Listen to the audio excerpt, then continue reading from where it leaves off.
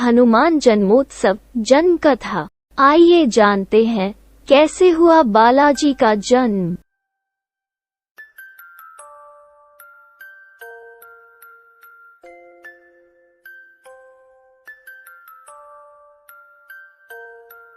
हनुमान जयंती का पर्व हनुमान जी के जन्म दिवस के रूप में मनाया जाता है। लेकिन क्या आप जानते हैं कि हनुमान जी का जन्म कैसे हुआ था? अगर नहीं तो आज हम आपको इसके बारे में बताएंगे। तो चलिए जानते हैं कैसे हुआ था हनुमान जी का जन्म। भगवान शिव जी के 11वें रुद्रावतार भगवान श्री राम के अनन्य भक्त एवं अमर बालाजी हनुमान, आंजनेय और मारुति के नाम से भी जाने जाते हैं। हनुमान जी शक्ति, ज्ञान, भक्ति एवं विजय के भगवान, बुराई के सर्वोच्च विध्वंसक, भक्तों के रक्षक हैं। सबसे लोकप्रिय अवधारणाओं और भारतीय महाकाव्य रामायण में सबसे महत्वपूर्ण पात्रों में से एक हैं।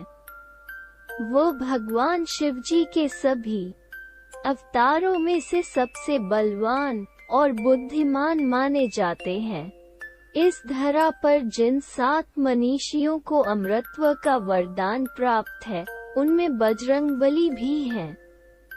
हनुमान जी के अन्य नाम महाबली, महावीर, पवनपुत्र, अंजनी सुत, केसरी नंदन, रामेष्ट, दशग्रीव, दर्प, वानर, रुद्र अवतार, राम के भक्त आदि हैं। इन्हें बजरंगबली के रूप में भी जाना जाता है, क्योंकि इनका शरीर एक वज्र की तरह है। वे पवन पुत्र के रूप में जाने जाते हैं। वायु अथवा पवन, हवा के देवता ने हनुमान जी को पालने में महत्वपूर्ण भूमिका निभाई थी।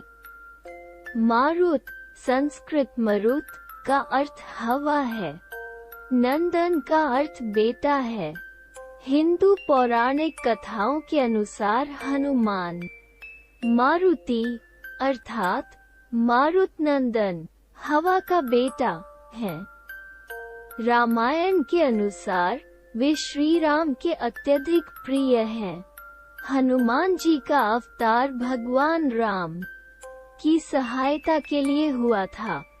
हनुमान जी के पराक्रम की असंख्य गाथाएं प्रचलित हैं। इन्होंने जिस तरह से राम के साथ सुग्रीव की मित्रता कराई और फिर वानरों की मदद से असुरों का मर्दन किया, वो अत्यंत प्रसिद्ध है।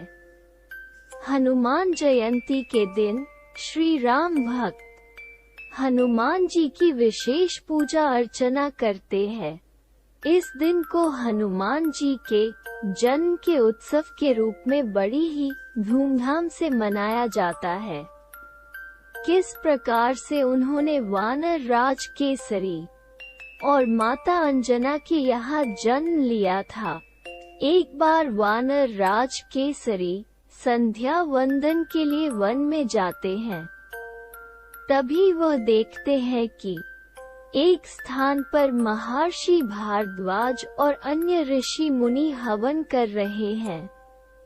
लेकिन तभी उसी क्षण एक दैत्य जंगली हाथी का रूप धारण कर वहां पर आ जाता है और ऋषि मुनियों को मारना प्रारंभ कर देता है।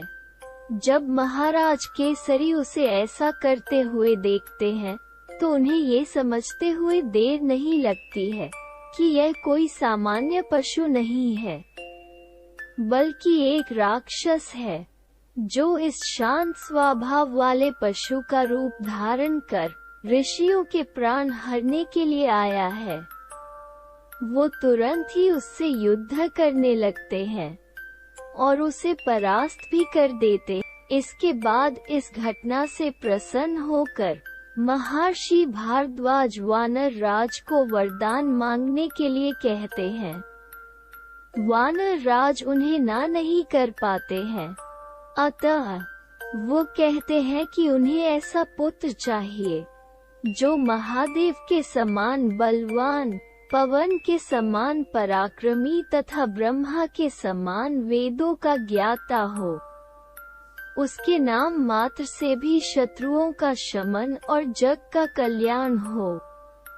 ये सब सुनकर त्रिकाल दर्शी भारद्वाज मन ही मन प्रसन्न होते हैं, क्योंकि वो जानते थे कि इन सभी चीजों के पीछे भगवान की लीला छिपी हुई है। जिसके बाद वह तथास्तु कहकर वहां से प्रस्थान कर जाते हैं। उधर बैकुंठवासी भगवान विष्णु महाबली गरुड़ को अयोध्या जाकर उनके कार्य को पूरा करने का आदेश देते हैं। गरुड़ देव पवित्र अयोध्या नगरी में पहुंचकर देखते हैं कि राजा दशरथ अपनी अन्य पत्नियों सहित पुत्र कामेष्ठी यज्ञ समाप्त कर चुके थे। जिसके बाद गुरुदेव खीर का प्रसाद तीनों रानियों में वितरण करने लगते हैं, जिससे वो विष्णु जी के छठे अवतार को जन्म दे सके। इतने में ही गरुड़ देव उस खीर का पात्र लेकर उड़ जाते हैं।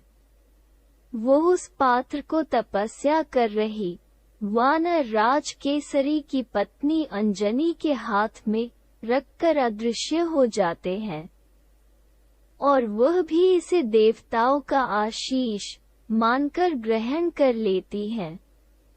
करीब 9 माह बीत जाने के बाद चैत्र मास के शुक्ल पक्ष की पूर्णिमा मंगलवार के दिन चित्रा नक्षत्र व मेष लग्न की मंगल बेला आती है, और इसी दिन वानर राज केसरी के घर साक्षात रुद्र यानी मारुति जन्म लेते हैं। इस प्रकार से भगवान शिव के 11वें रुद्र अवतार के रूप में हनुमान जी का जन्म वानर राज केसरी और माता अंजनी के यहाँ हुआ था। माता अंजना ने हनुमान जी को पाने के लिए कड़ी तपस्या की थी। पौराणिक कथाएं बताती हैं कि वानर राज केसरी और अंजना ने भगवान शिव की घोर तपस्या की थी। उनकी तपस्या से प्रसन्न होकर भगवान शिव ने उन्हें वरदान दिया था कि वो अंजना की कोख से जन्म लेंगे, जिसके बाद चैत्र पूर्णिमा के दिन माता अंजना के गर्भ से हनुमान जी ने जन्म लिया था। अंजना के घर हनुमान का जन्म हुआ और वो ऋषि अग्निरासा के श्राप से मुक्त हो गईं। केसरी और अंजना अपने बंदर के बच्चे को देखकर बहुत खुश हुए। उन्हें अंजने या अंजना के पुत्र के रूप में नामित किया गया था। हनुमान बहुत बुद्धिमान और व्याकरण और संगीत में पारंगत थे। वो राम के प्रबल भक्त थे और भक्ति और बलिदान में विश्वास करते थे। परंपरागत रूप से हनुमान को बल, बुद्धि, विद्या, शौर्य और निर्भयता का प्रतीक माना जाता है। संकट काल में हनुमान जी का ही स्मरण किया जाता है। वो संकट मोचन कहलाते हैं। हनुमान जी का नाम हनुमान कैसे पड़ा? एक बार इंद्र के वज्र से हनुमान जी की ठुड्डी संस्कृत में हनु टूट गई थी, इसलिए उनको हनुमान का नाम दिया गया। हनुमान शब्द का ह ब्रह्मा का, नु अर्चना का, माँ लक्ष्मी का और न पराक्रम का द्योतक है। इसके अलावा ये अनेक नामों से प्रसिद्ध है, जैसे बजरंग बली, मारुति, अंजनी सुत, पवन पुत्र, संकट मोचन, केसरी नंदन, महावीर, कपीश, शंकर सुवन। हनुमान जी को सभी देवताओं का आशीर्वाद प्राप्त था। वे सेवक भी थे और राजदूत, नीतिज्ञ, विद्वान, रक्षक, वक्ता, गायक, नर्तक, बलवान और बुद्धिमान भी। शास्त्रीय संगीत के 3 आचार्यों में से एक हनुमान जी भी थे। अन्य 2 थे शार्दूल और कहाल। संगीत पारिजात हनुमान जी के संगीत सिद्धांत पर आधारित है। हनुमान जी भगवान शिव के 11वें रुद्र अवतार के साथ साथ एकमात्र ऐसे देवता हैं जो कि कलयुग में भी धरती पर वास करते हैं।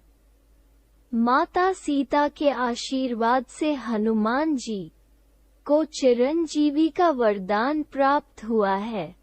कहा जाता है कि कलयुग में अपने भक्तों की रक्षा के लिए हनुमान जी धरती पर वास करते हैं।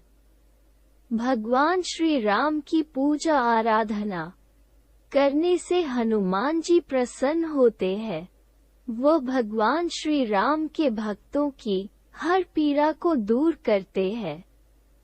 ऐसी मान्यता है कि जिस घर में भगवान श्री हनुमान की पूजा आराधना रोज होती है, उस घर में कोई भी नकारात्मक शक्तियों का वास नहीं होता है।